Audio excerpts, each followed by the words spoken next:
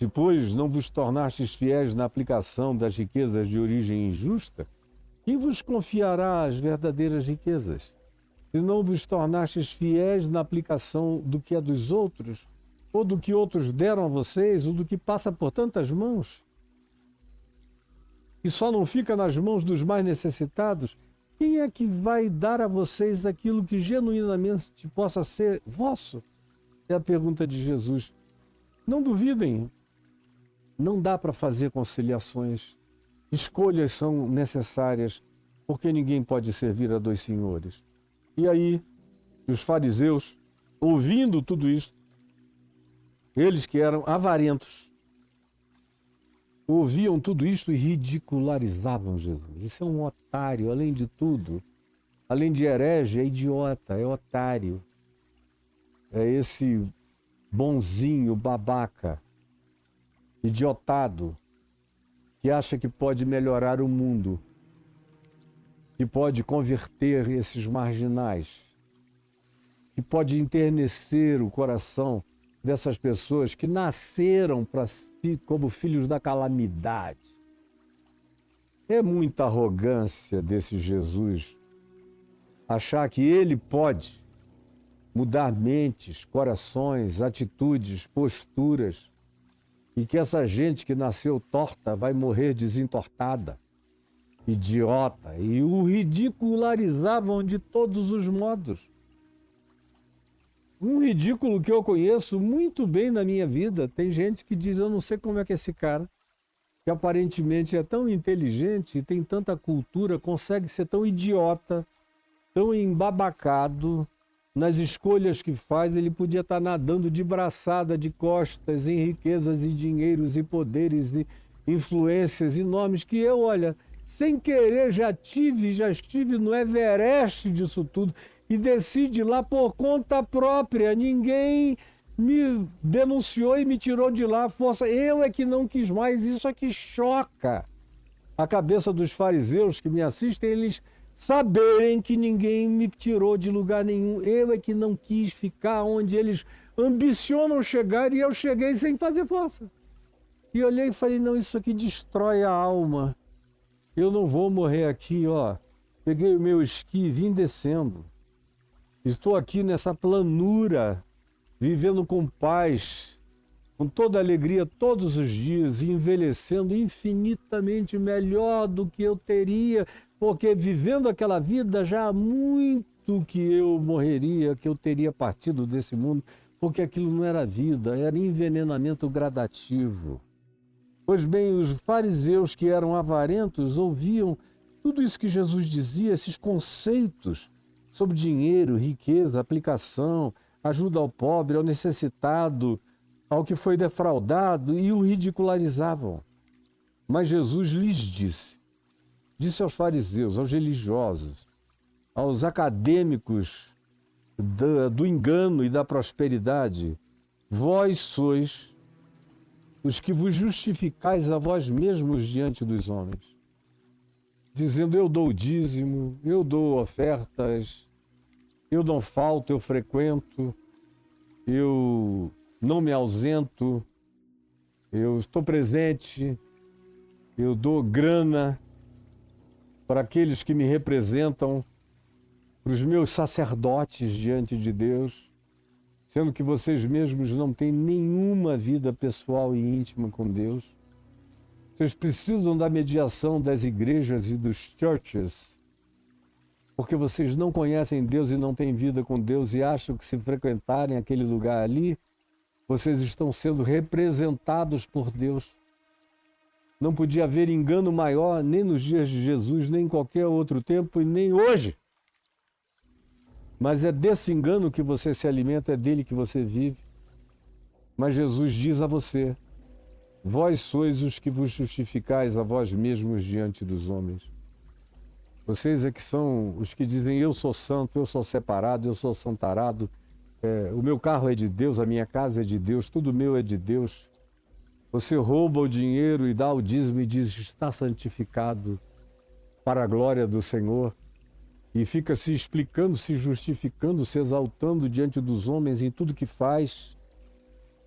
Você está absolutamente perdido e não se enxerga. Jesus prossegue e diz, mas Deus conhece os vossos corações. Mas Deus conhece os vossos corações. Pois aquilo que é elevado diante dos homens, aquilo que é elevado diante dos homens, preste atenção nisso. Essa é uma das coisas que os crentes menos gostam ou querem ouvir. O mais aborrecem no Evangelho é esse conceito de Jesus. Pois aquilo que é elevado entre os homens é abominação. É abominação diante de Deus.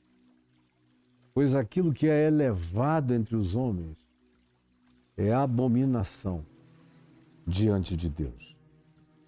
Aí você tapa os ouvidos, porque basta essa frase de Jesus que isso já destrói toda a estrutura, todo o arcabouço dos seus castelos de mentiras, de areia, erigidos em nome das suas doutrinações, da sua religião, das suas barganhas e de tudo que você faz. E vem Jesus e dá um sopro e diz, vocês se justificam a vocês mesmos diante de todas as pessoas e não entendem nunca, não é? E o que vocês chamam de glória, de exaltação, de prosperidade, de poder, de bênção, de acordo com as categorias de vocês e dos sacerdotes de vocês e dos pastores mentirosos de vocês, tudo isso é abominação diante de Deus. Aquilo que é elevado diante dos homens é abominação diante de Deus. Quanto à lei, ele fala aos fariseus e os profetas, olha só, eles vigoraram até João Batista, até quase 3 anos atrás, quando vocês decapitaram a João, ou antes disso, quando eu apareci, e João disse, eis aí o Cordeiro de Deus que tira o pecado do mundo, começou uma nova era, um novo tempo, um novo aeon, começou a manifestação do reino de Deus. Eu sou a encarnação do reino de Deus. A lei e os profetas tiveram o seu vigoramento, a sua pertinência até João Batista. De lá para cá, vem sendo anunciado o evangelho do reino de Deus.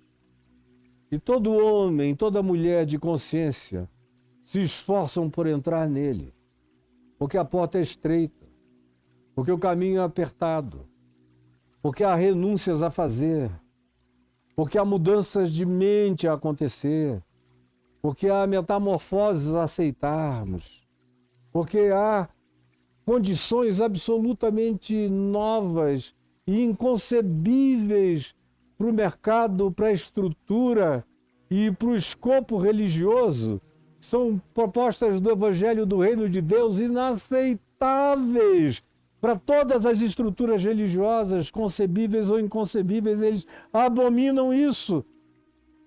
Por isso, esses que se auto-intitulam os filhos do reino ficarão de fora, batendo na porta sem poder entrar, enquanto virão pessoas do Oriente, do Ocidente, do Norte e do Sul, e tomarão lugar à mesa no reino de Deus, enquanto vocês, que tiveram todas as oportunidades e fecharam o coração, ficarão de fora.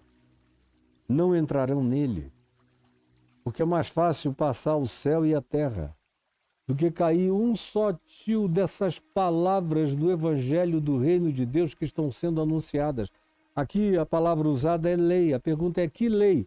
Se a lei de Moisés, Jesus diz que tinha vigorado só até João Batista, e que agora o que vigia era o Evangelho do Reino de Deus, é o que estava em vigência. Portanto, é a lei da vida que está em vigência. É a lei do reino, é a lei da graça, é a lei do amor, é a lei da misericórdia, é a lei da alegria, da bondade, da fidelidade, da retidão, da justiça, da sinceridade, da transparência de coração, do autocontrole, do domínio próprio. Essa é a lei que está em vigência.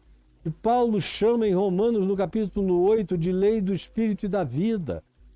E que Tiago, irmão de Jesus, chama de lei da vida. É essa que está em vigência. É a que Sem proclamação de fé, apresenta a declaração de fé pela prática das boas obras, das boas ações, dos bons frutos, das boas expressões, da boa manifestação da graça de Deus vazando de dentro de nós. É a lei da natureza nova, transformada. Porque o que está em vigência é essa declaração. Pois se alguém está em Cristo, é uma nova criação, uma nova criatura. As coisas antigas já passaram, incluindo a lei de Moisés, toda ela morreu, está consumado, eis que tudo se fez novo. Eis que tudo se fez novo. E é aqui que eu quero parar no dia de hoje. Concluindo a parábola do administrador infiel, dizendo bastante para você ter entendido. E quando eu voltar do Egito, com a graça de Deus, eu vou continuar com vocês. Aí nós vamos ver o que não poderemos deixar de ver ainda em Lucas, a parábola do rico e do Lázaro. Tem questões aqui importantes. E não é um texto literal, ele é um texto com características nitidamente fabulosas, parabólicas e semióticas, para a gente entender o espírito do ensino. E depois nós veremos no capítulo 18 a parábola do juiz iníquo, que é muito importante para nós. Depois a parábola do fariseu e do publicano, que só é parábola porque assim foi chamada, mas ela é uma descrição de uma ocorrência repetida milhares de vezes no curso dos evangelhos. E eu disse que nós iríamos chegar até Zaqueu, mas Zaqueu tem sido tão citado por mim como ilustração de tudo quanto eu venho dizendo, que eventualmente eu o deixo até de fora, porque eu creio que ele já foi suficientemente compreendido. Senhor Jesus, eu quero te pedir que essa palavra singela que eu falei aqui agora, porém rascante, cortante, ferina, que carrega o poder dos bisturis invisíveis, mas eternos, tenha rasgado e lacerado e aberto e exposto o interior do coração de cada um de nós. É o que eu te imploro, e te imploro que o Evangelho vença a nossa dureza e o nosso empedernimento de coração, e que tu nos deis um coração de carne no lugar desse coração de pedra. É o que eu te imploro, em teu nome, Jesus. Amém e amém.